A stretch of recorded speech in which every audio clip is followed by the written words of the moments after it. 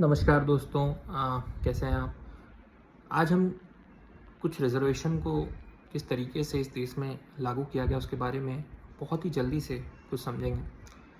आपको पता होना चाहिए 2025-26 में ये रिज़र्वेशन नहीं आया है।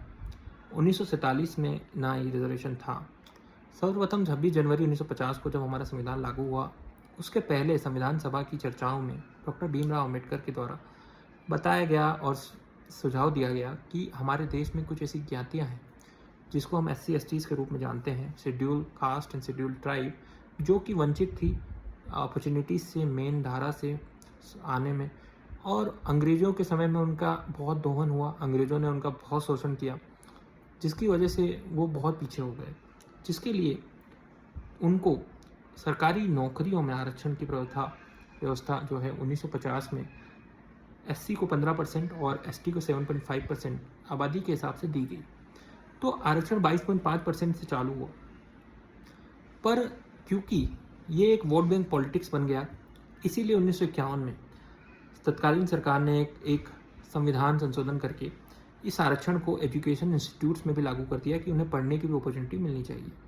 यहाँ तक ये चीज़ सही थी, और ये भी सही था कि 1950 में जब ये लागू हुआ तब अम्बेडकर जी ने कहा था कि 10 सालों के लिए आरक्षण को लागू किया जाए, उसके बाद इसकी समीक्षा की जाए। अगर ये तब भी पर्पस सॉल्व कर रहा है तो इसको बढ़ाया जाए आगे।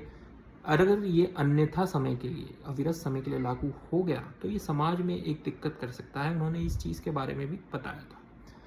तो जब 1950 में ये लागू हुआ और 1951 में संशोधन के बाद 22.5% आरक्षण था, 1979 में मंडल कमीशन की रचना की कांग्रेस की उस तत्कालीन सरकार ने।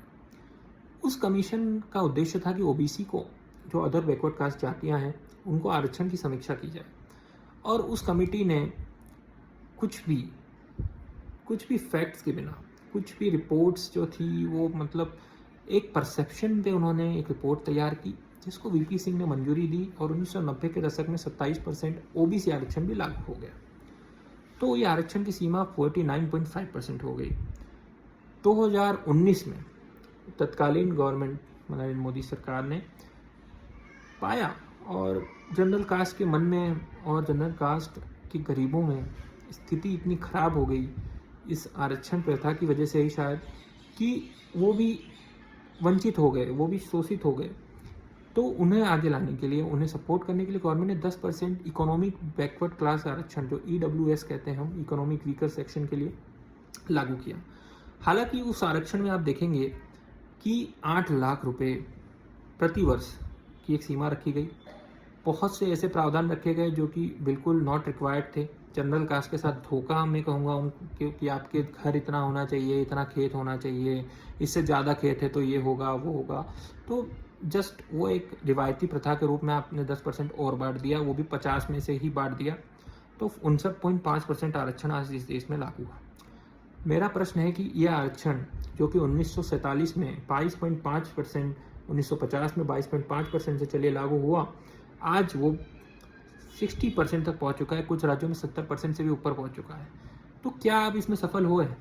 फैक्ट्स तो कहते नहीं हुए, क्योंकि 22 लोग को अगर 100 में से आरक्षण चाहिए था और आज 70 लोगों को आरक्षण चाहिए, तो ऑब्वियसली आप फेल हो चुके हैं इस प्रथा में। और सबसे मज़े की बात है कि आप इसके ऊपर ना कोई वाइट पेपर ला रहे हैं, ना देश को सच्चाई बता रहे हैं कि कितने लोगों को इससे लाभ हुआ, कितने लोगों की इसकी वजह से हानि हुई। उसके ऊपर भी आप कोई चर्चा नहीं करना चाहते, कुछ नहीं करना चाहते। जब आरक्षण के ऊपर लोग आंदोलन करते हैं तो आप उन्हें सिरोपा पकड़ा देते हैं। आप उन्हें कहते हैं कि आरक्षण को तो कोई भी नहीं हटा सकता, आरक्षण हटाया तो ये हो जाएगा, वो हो जाएगा। हमें उसका टेंशन नहीं लेना है, हमें उसकी चिंता नहीं है कि आरक्षण हटाने पे आपकी सरकार जाएगी नहीं जाएगी।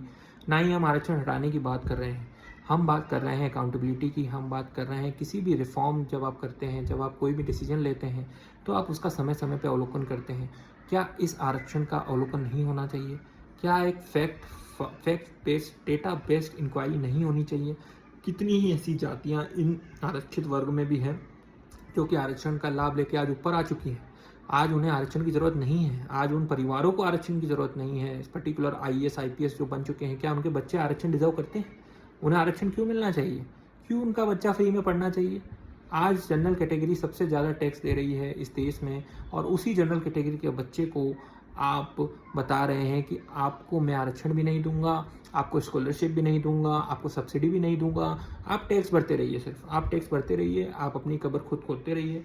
तो इस तरीके से अगर आप बात करना चाहेंगे, इस तरीके से आप एक बड़ी जनसंख्या, जनरल कैटेगरी इस देश की 30% जनसंख्या है और वो किसी और कैटेगरी के आरक्षण को ख़त्म करने की बात नहीं कर रही, वो कह रही है कि मुझे मेरा हक चाहिए, मुझे स्कॉलरशिप चाहिए, मुझे सब्सिडी चाहिए, मुझे फ्री हॉस्टल चाहिए, मुझे फ्री कोचिंग चाहिए, मुझे फ्री स्कूलिंग चाहिए, मुझे फ्री हॉस्पिटल चाहिए। अगर आप हमारे पैसे ही ले रहे हैं और आप हमें ही नहीं दे सकते ये सब चीज़ें, तो आपको गवर्नमेंट में रहने का क्या मतलब है? तो मेरा सीधा सा संवाद ये आपसे है और सीधा सवाल है, आप सभी अपने आप से पूछिए, क्या ये सब बातें सही नहीं हैं? क्या आरक्षण की अवलोकन नहीं होना चाहिए, उसकी समीक्षा नहीं होनी चाहिए? सोशल जस्टिस के नाम पे इसे लाया गया था। सोशल जस्टिस को सिर्फ कुछ जातियों से ही क्यों जोड़ के देखना चाहिए? सोशल यानी सोसाइटी यानी समाज, इसमें हम भी रहते हैं, जनरल कैटेगरी का बच्चा भी रहता है। क्या उसका जस्टिस नहीं होना चाहिए? उसकी इक्वालिटी नहीं मैटर करती है?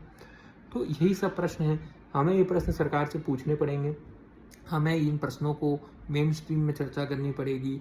कोई भी शर्म के बिना अपना बात रखनी होगी। किसी जाति से कोई आप भेद मत करिए, आप किसी जाति से मत लड़िए, आप किसी जाति का विरोध मत करिए, ना आरक्षण का विरोध करिए, पर आप सरकार से अपना हक मांगिए। आप उससे ये मांगिए कि हमें सब्सिडी दीजिए, हमें फ्री शिक्षा दीजिए, फ्री स्वास्थ्य दीजिए, क्योंकि हम टैक्स पेइंग समाज हैं, हम सबसे ज़्यादा टैक्स भर रहे हैं। हमारे बच्चे का फ्यूचर सेफ होना चाहिए। यूजीसी जैसे काले कानूनों को आप मत लाइए।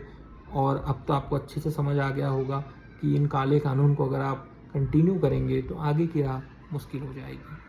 तो यही सब विषय पे मैं आज एक छोटा वीडियो बनाया आपके लिए, और हम इस चीज़ों पे आगे भी बात करते रहेंगे और फैक्ट्स लाते रहेंगे। आज मैंने आपको आरक्षण की जो हिस्ट्री थी वहाँ से लाके आज आरक्षण कहाँ खड़ा है और सरकारों की किस तरीके से बिल्कुल विफलता रही है इस देश को चलाने में, इसमें कोई शक नहीं होना चाहिए।